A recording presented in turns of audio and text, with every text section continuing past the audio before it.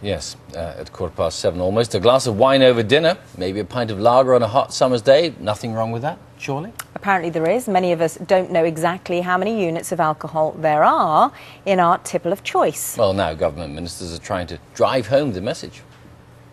Well, that's Monday, Edward. Got another pint, Steve? Oh, yeah, rude not to. How was the weekend? Thanks. So what do you fancy? Should we share, Crispy Dad? How about some chicken chow? This has got to be the last one, all right? Last one till the next one. What a week. Might as well polish it off. Cheers. Did you know that if men regularly exceed 3 to 4 units a day, it could add up to a serious health problem? Units, they all add up.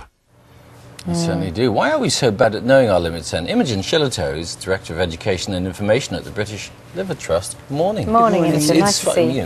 We've had this sort of message before, but it doesn't really get across somehow. Why do you think it is? I think it's quite confusing for people, actually, how much alcohol there is in an ordinary drink. We know that wines and beers are often stronger these days than they used to be, and glass sizes as well.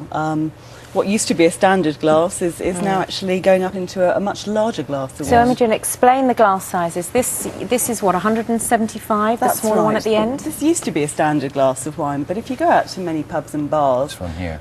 you'll often be served one of these larger glasses at 250ml. That one's 250ml, is it? That's right. So that's a third of a bottle of wine.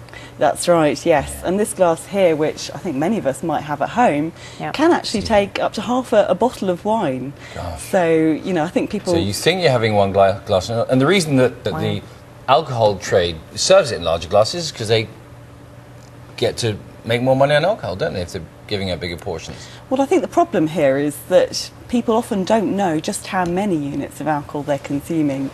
In this smaller glass, that'll be around 2 units, just over 2 units of alcohol.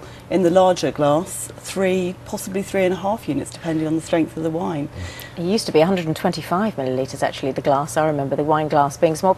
It's surely down to consumer demand as well, isn't it? I mean, aren't we going to pubs and asking for bigger glasses? Isn't that why they're selling them to us? And that's absolutely fine. But what we do need to recognise, though, is that if people are exceeding the government guidelines for how much alcohol they should have a day, which for women is 2 to 3 units a day, and for men 3 to 4 2 to 3 units is as much as you get in here, is it? How much is in? That's right, just 3 units, possibly 3.5 units. When you go to a pub or a restaurant, they don't ask you. You ask for a glass of wine. They don't. You have no idea. They say large or small. Often they say. Have you not been asked? No, I went to one the other night. I wasn't asked. Really? You have no idea how big the glasses you're going to get, except for looking at the price, and even then, and they should really, I suppose, make it clearer just how much you're getting for your money.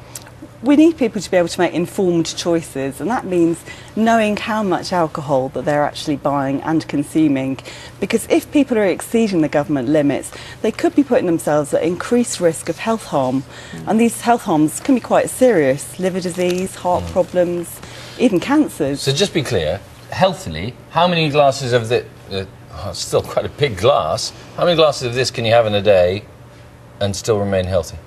Well, for a woman, 2 to 3 units, which is about as much as in that glass. That's about it. So that. Otherwise, when does damage to your liver start?